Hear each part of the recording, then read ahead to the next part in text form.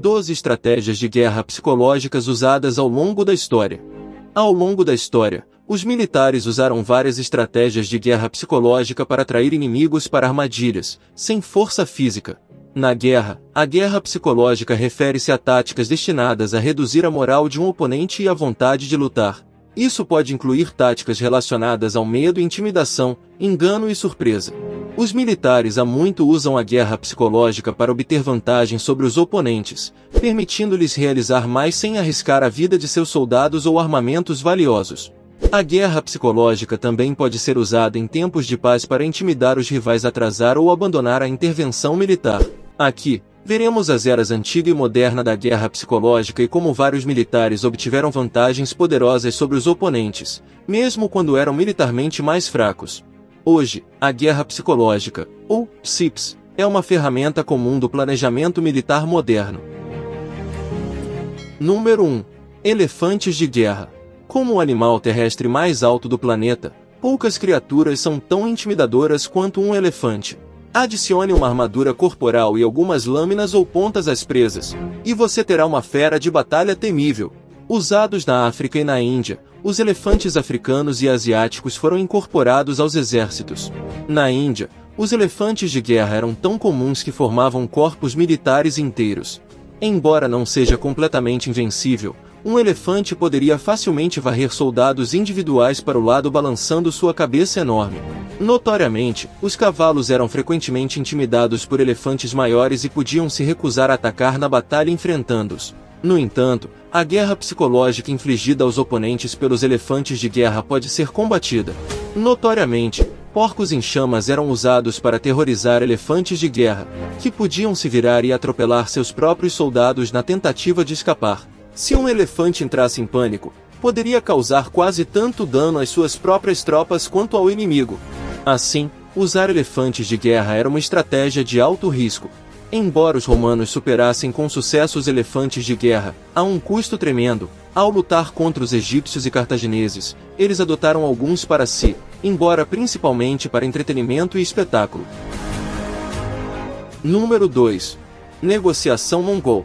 Mais de 1000 anos depois que os elefantes de guerra aterrorizaram os romanos, as forças de cavalaria do Império Mongol aterrorizaram cidades desde o Oceano Pacífico até a atual Ucrânia. Os mongóis usaram uma guerra psicológica eficaz contra as cidades-salvo, oferecendo um acordo, render-se e pagar tributo ao Império Mongol ou enfrentar a destruição total. A oferta de um acordo relativamente generoso tornou a perspectiva de um combate brutal contra as forças mongóis altamente treinadas e disciplinadas muito mais dolorosa. Como resultado, muitas cidades e fortalezas optaram por se tornar estados vassalos do Império Mongol, tributação em vez de combate. Para ajudar a garantir que a maioria decidisse se render, os mongóis fizeram questão de deixar alguns sobreviventes de cada massacre que pudessem espalhar a palavra de quão brutais os mongóis poderiam ser. Os mongóis se expandiram muito mais rapidamente ao serem capazes de pacificar inimigos em potencial com seus acordos. Da mesma forma, o chefão da cocaína Pablo Escobar na Colômbia na década de 1980 usou o negócio de plato-plomo, prata ou chumbo, para convencer muitos policiais a fechar os olhos para suas atividades ilegais. Ao oferecer a proverbial cenoura ou bastão, Escobar se beneficiou quando a maioria dos oponentes em potencial escolheu a cenoura. Como os mongóis, isso permitiu que Escobar se expandisse rapidamente e evitasse conflitos armados que poderiam tê-lo derrubado antes. Mas, assim como o Império Mongol acabou desmoronando, o mesmo aconteceu com o Império das Drogas de Escobar. O traficante foi morto a tiros em 2 de dezembro de 1993, enquanto fugia da polícia em Medellín, Colômbia. Número 3.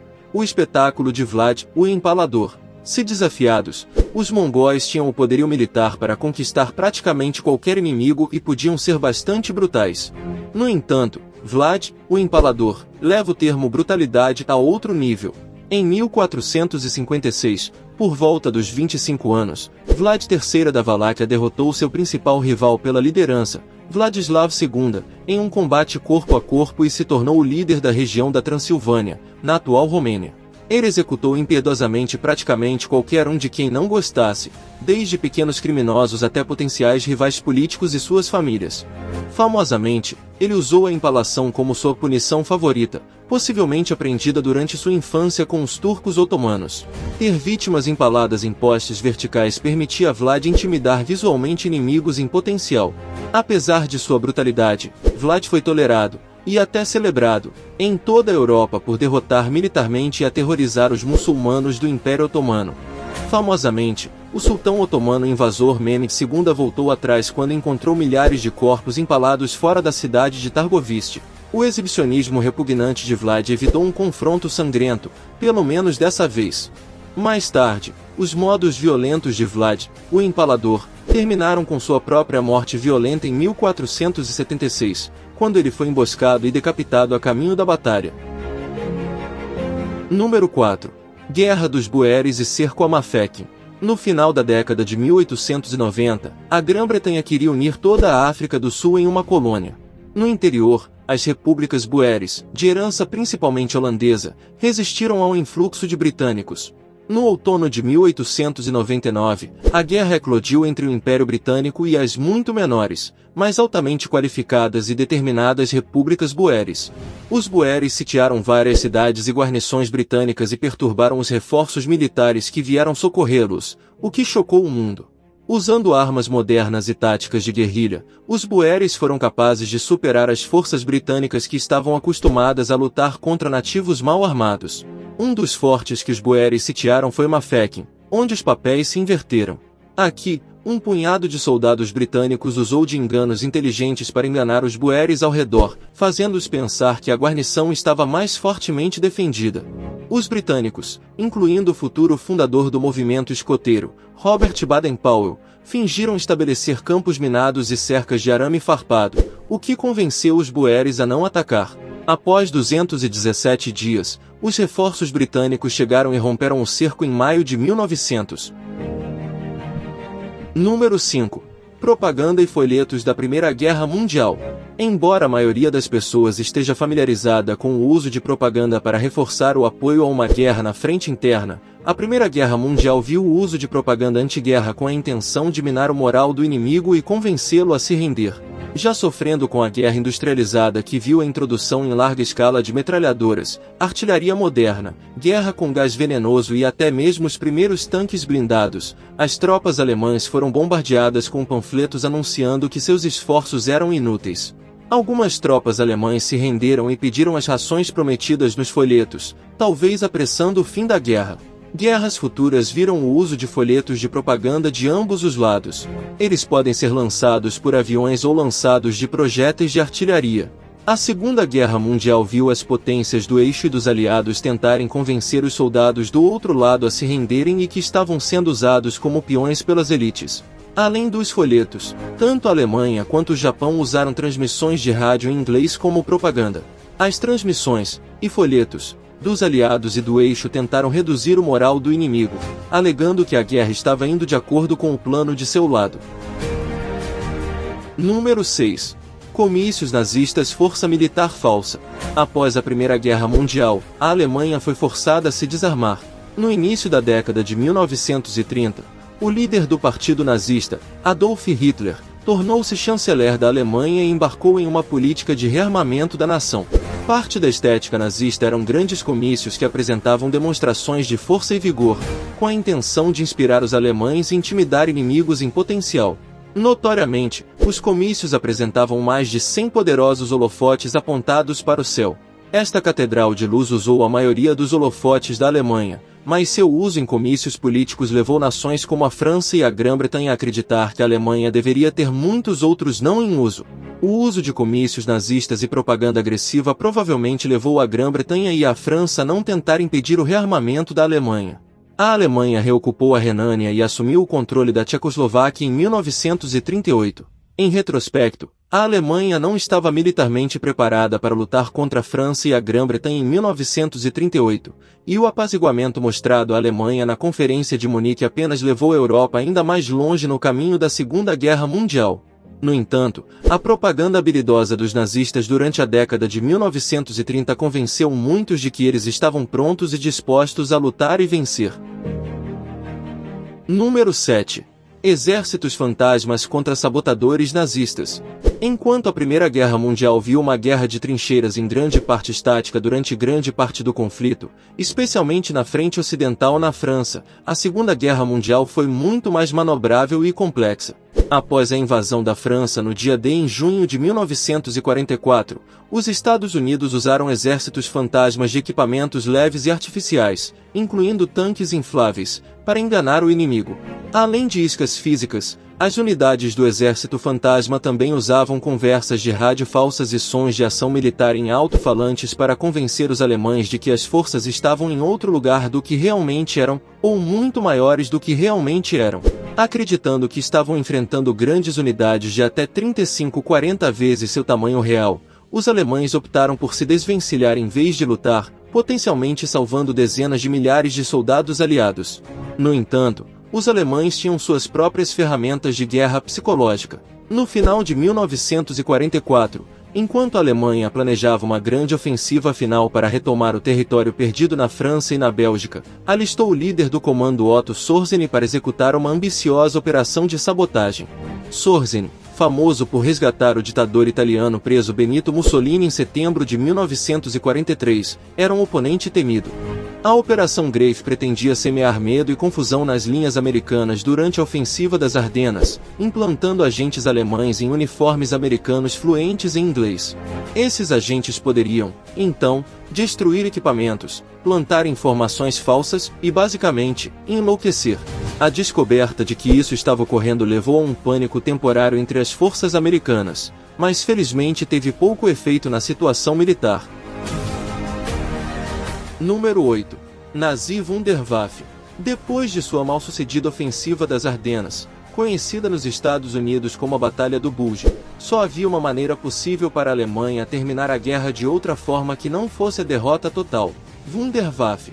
Essas armas milagrosas eram maravilhas aeronáuticas de alta tecnologia que incluíam o caça-jato Mi-262, o caça-foguete Mi-263, a bomba zumbidora jato V-1 e o foguete V-2 de longo alcance.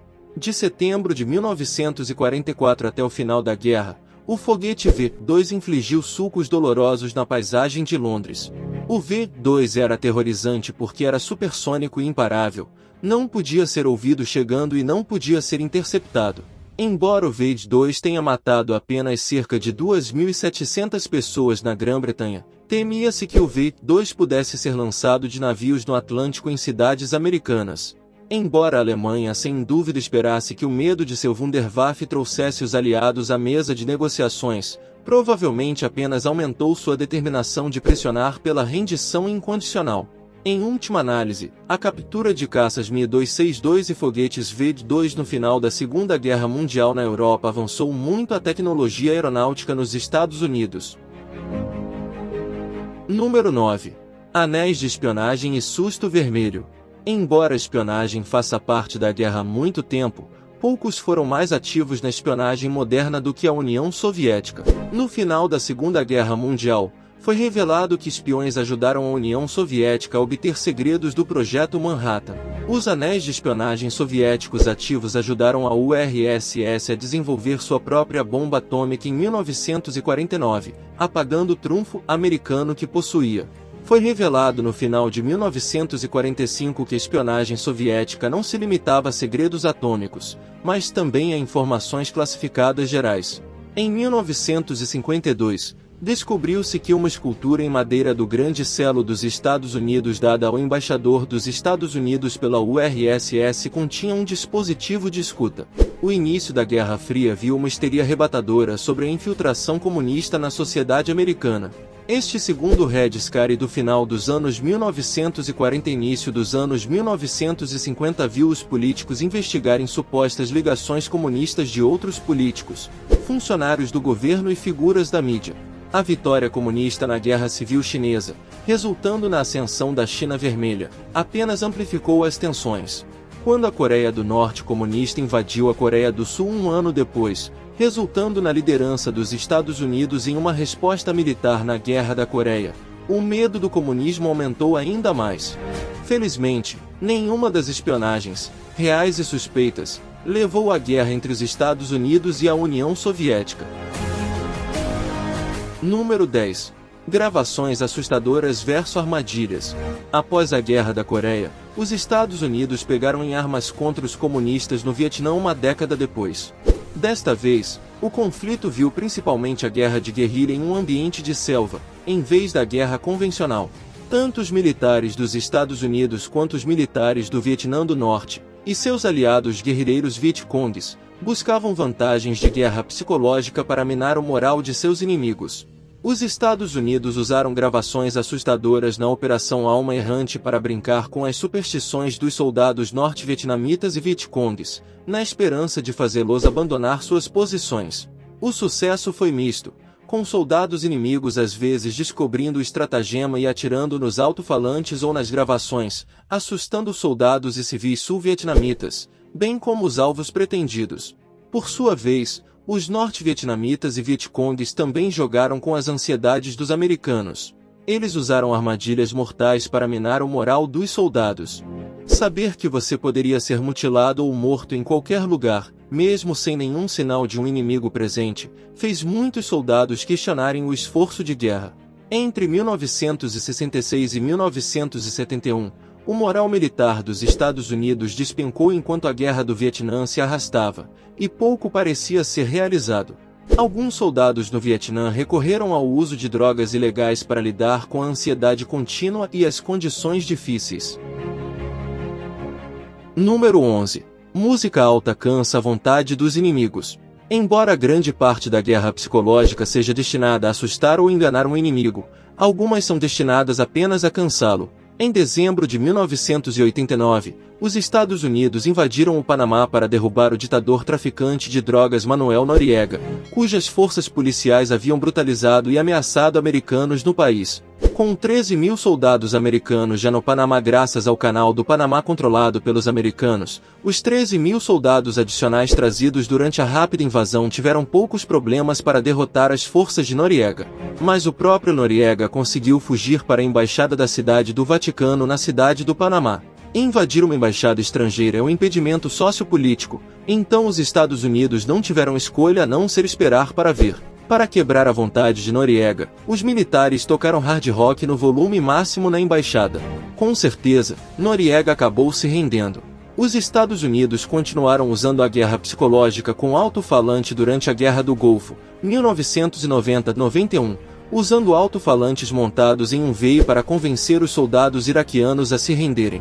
Um sucesso notável foi um esforço combinado de alto-falante e folheto convencendo 1.400 soldados iraquianos a se renderem a uma força muito menor de fuzileiros navais dos Estados Unidos. Número 12.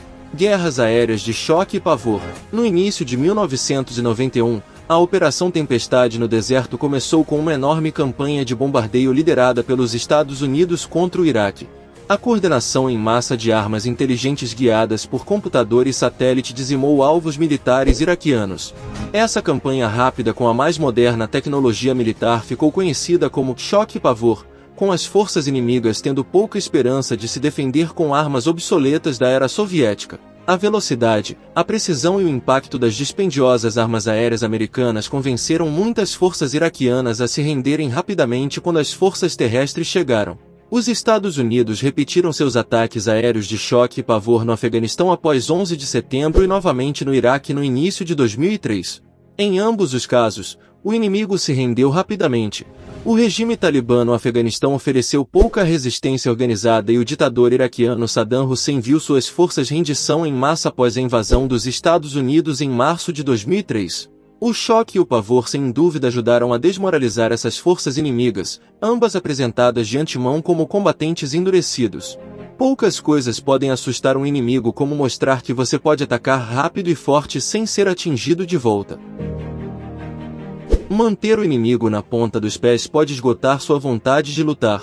Nem toda guerra psicológica visa ferir os soldados inimigos. Algumas, como as iniciativas Winning Hearts and Minds, podem ajudar as forças dos Estados Unidos apelando para as populações civis locais. Se os locais começarem a simpatizar e ficar do lado das tropas americanas, as forças inimigas terão menos recursos para trabalhar. De shows falsos à força, a armadilhas indetectáveis, a gravações de áudio assustadoras e indutoras de ansiedade, há uma infinidade de maneiras de desgastar um inimigo, mantendo-o constantemente em dúvida.